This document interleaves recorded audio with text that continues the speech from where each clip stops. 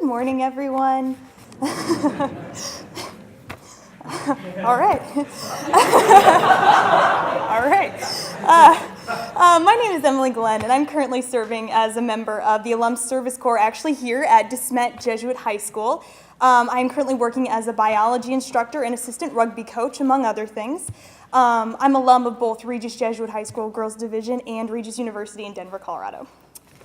As I chanced to look into the rearview mirror of the 12-passenger van 3 hours into our drive back from Joplin, Missouri, I observed the 10 snoring 18-year-olds I was transporting, and two thoughts came to my mind. First, I don't know if in the entire history of the world a van has ever smelled that bad. Sorry, guys.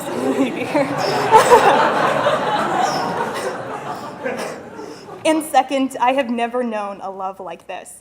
It was in the silence of that car ride in which I realized that Jesuit education is the pinnacle of educational theory, not only because it is rooted in the dynamic tradition of the liberal arts and the dedication to the natural world, but more importantly, because it commands the most essential value of all, love.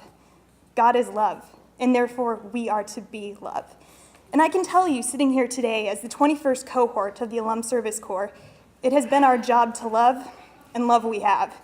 We have loved our students at their highest of highs and at their lowest of lows. We have been with them in their depths, standing and bearing witness in the death of their parents, their classmates, and their peers. We have bared witness to their struggles in identity, faith, and justice. We have stood by them as they have failed, as they've cheated, and as they have lied, and we have loved them. We have been with them in their moments of glory, as they've won state championships, performed in the choir, and Dougie'd at school dances. Oh yeah. We have witnessed their care for the poor, their dedication to social justice, and their beautiful, beautiful smiles. We have loved them. And as we have loved them, God has been there. When I first began my experience at Smet Jesuit, I didn't expect to grow attached. I had this perception of teenage boys as being troublesome, insensitive, and clueless, which is kind of accurate. Sorry again. I expected that I would become fond of a student or two, and that ultimately this would be an overall positive experience. I expected to give rather than receive, and I couldn't have been more wrong. This experience has not only been optimistic, it has been the most life-affirming year I've ever experienced. And while my boys certainly possess age-appropriate qualities, they also possess a purity and an innocence in the way they love, in the way that they care for one another, and in the way they think. I've had the privilege to watch my 14-year-old children sprout, well on their way to blooming into mature, confident gentlemen, each of them hovering on the precipice of manhood. I have seen this transformation through my various lenses as a teacher, a coach, a community member, and a colleague. I pray that I have played some small part in giving them the love they need and the courage to keep going. I forgot how hard it is to be a teenager. From my adult perspective, I see their basic needs met and ask, what else do you need? The truth is that at this point in their life, not only do they need me to tell them how to dissect a fetal pig or how to properly wheel a scrum, they also need me at their games, cheering them on. They need me to fist bump them in the hallway and ask how their day's going.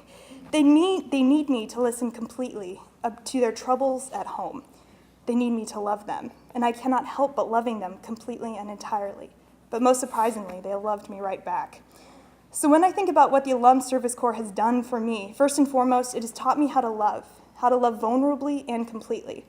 While my boys are certainly not my children in any capacity, they are in my charge. And I have had the privilege to walk with them in this year of transition by their side.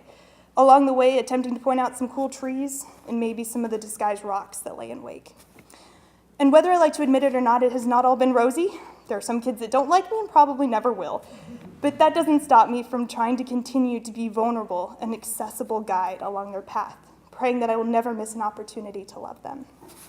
So on behalf of the 21st cohort of the Alum Service Corps, I would like to thank the Jesuits and the staff of the Missouri province for the incredible opportunity to love, to serve, and to grow.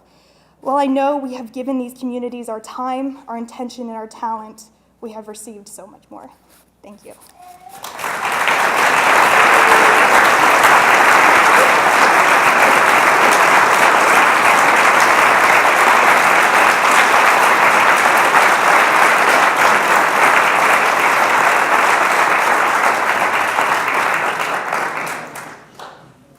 you, Emily.